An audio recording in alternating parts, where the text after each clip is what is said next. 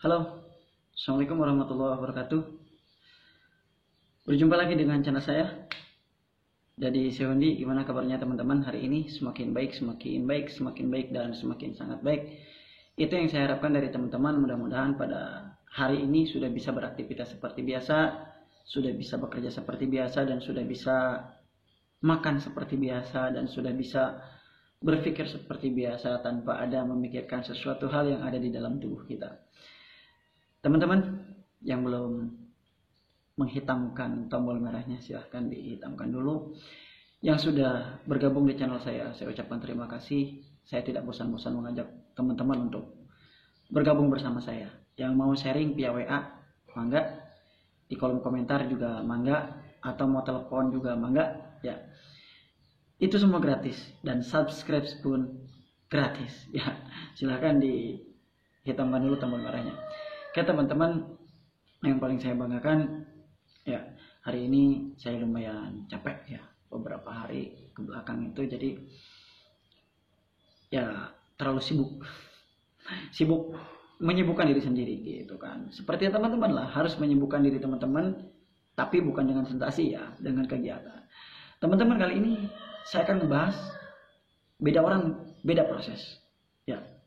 Kenapa begitu? Karena ini perlu saya bahas kepada teman-teman, saya kasih kepada teman-teman. Ini penting untuk dibahas. Jadi harus diberikan kepada teman-teman. Ya. Nah, kenapa saya katakan beda orang beda proses? Jadi begini teman-teman. Ya, setiap orang itu akan mengalami pengobatan, proses penyembuhan, sakitnya, sensasinya memang agak beda-beda gitu kan, tapi tipis lah gitu kan. Kalau misalkan untuk sensasi itu biasanya beda-beda tipis. Nah, tapi kalau misalkan untuk prosesnya itu beda orang beda proses. Makanan pun beda orang beda pantangan. Ya, tapi yang umum sih biasanya yang umumnya itu terjadi adalah ya pedas gitu kan, kemudian asam, kemudian sambal. Nah, itu jangan. Ya, itu biasanya sama. Tapi kalau misalkan yang tidak terlalu mantang, biasanya kayak semacam kecap, orang ini cocok, saya enggak. Orang ini teh cocok, saya enggak. Nah, itu beda-beda. Jadi saya katakan coba. Ya, makanan itu wajib dicoba. Bagaimana kita supaya tahu gitu kan. Makanan yang pantang itu apa aja, yang enggak pantang itu apa aja. Nah, itu dicoba, tapi jangan banyak-banyak. Yang namanya coba nyicip udah selesai gitu kan. Kita lihat reaksinya terhadap tubuh kita. Ada sensasi atau tidak gitu kan. Nah, sekarang kita akan beda proses, beda orang, penyembuhan, anxiety dan GERD. Nah, ini penting. Pertama, kita harus tahu dulu kita sakitnya apa. Kalau kata dokter ini tidak apa-apa di dalam tubuh kita, ya oke gitu kan.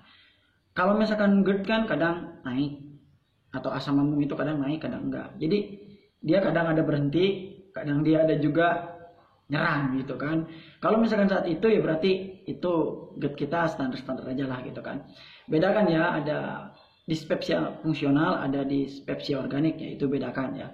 Nanti kalau untuk lebih jelasnya lihat channel-channel yang lain membahas tentang itu. Saya enggak ngebahas tentang itu. Jadi kita bedakan dulu yang seperti itu.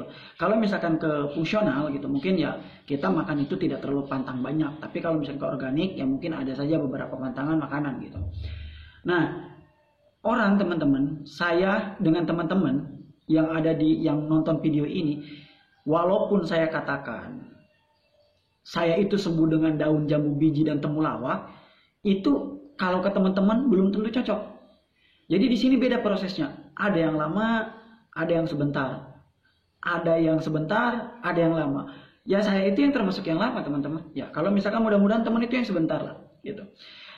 Kenapa? Gini, kita nyoba herbal daun jambu biji seperti saya, ternyata teman itu tidak cocok, malah misalkan menjadi serat misalkan BAB-nya. Nah, berarti itu beda prosesnya. Kemudian temulawak, dengan temulawak saya menambah kegemukan saya, berat badan saya nambah.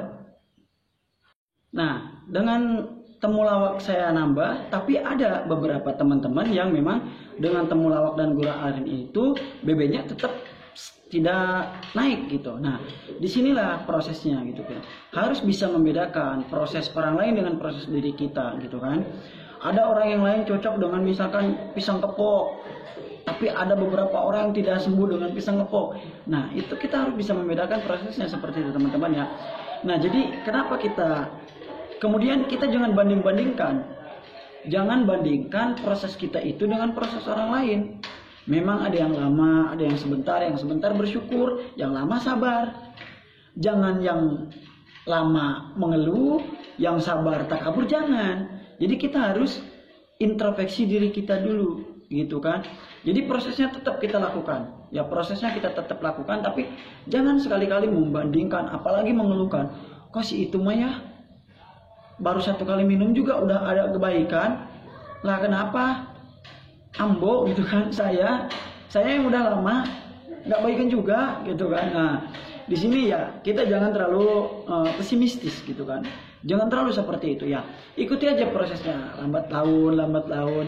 Nanti juga ketemu teman-teman, ketemu. Ya, saya yakin teman-teman itu hanya belum ketemu obat yang cocok untuk tubuhnya gitu kan. Kalau memang sudah ketemu yang cocok ya, saya yakin teman-teman akan sembuh. Baik dari anxiety-nya, baik dari GERD-nya, ataupun panic attack-nya, was-wasnya, gitu kan. Jadi kita jangan membanding-bandingkan proses kita dengan proses orang lain. Ya, cukup kita ikuti prosesnya. Ya, nah selanjutnya ya teman-teman itu bisa mencari sesuatu hal yang memang berbeda dengan orang lain. Contoh begini, orang lain misalkan bisa sembuh dengan cara itu.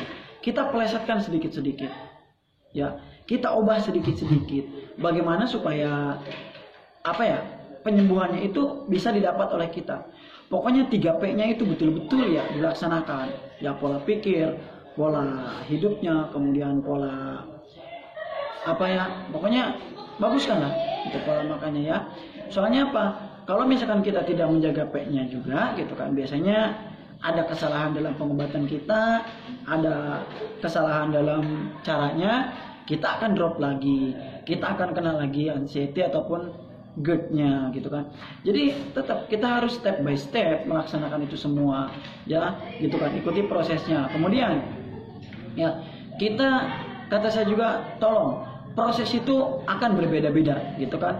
Proses saya, proses teman-teman, proses dia, proses mereka itu berbeda-beda. Jadi kita tinggal menentukan aja, kita cari prosesnya yang tepat itu seperti apa untuk kita. Kalau misalkan memang sudah ketemu teman-teman itu cocoknya di apa, ya dilanjutkan. Oh, saya minum ini tuh enakan gitu kan, minum ini tuh bagus gitu, berarti ya dilanjutkan, jangan sampai berhenti di tengah jalan. Karena kadang gini teman-teman, kita nih minum herbal ini belum apa-apa, misalkan baru 1 hari 2 hari, kok nggak baik-baikan ya. Herbal kan bukan seperti obat dokter, harus ada prosesnya lama gitu kan ya. Kemudian pokoknya agak berwaktu lah gitu, membutuhkan waktu lama. Biasanya saya juga ya teman-teman, saya itu minum herbal itu 1 bulan 2 bulan gitu. Jadi nggak sehari 2 hari, nggak seminggu. Kan gini, ada yang nih baru nyoba herbalnya, Mas kok saya minum temulawak itu, saya minum jahe ketembuar ini kok nggak sembuh-sembuh, berapa lama? Kata saya konsumsinya baru 3 hari. Oh ya, baru 3 hari. Ya kalau 3 hari sih belum terasa teman-teman ya, minimal 1 bulan, minimal 1,5 bulan, baru kita lihat tuh ada perubahan atau tidak, gitu maksudnya ya. Jadi pokoknya prosesnya itu kita jangan bandingkan, beda orang beda proses gitu kan. Lain dapur, lain masakan, lain orang, lain selera. Ya seperti itu aja. Jadi kita tinggal ikuti aja. Oke, itu saja. Salam sembuh dari saya, penderita asam lambung dan anxiety dari Sehundi. Wabillahi taufiq wal hidayah. Wassalamualaikum warahmatullahi wabarakatuh.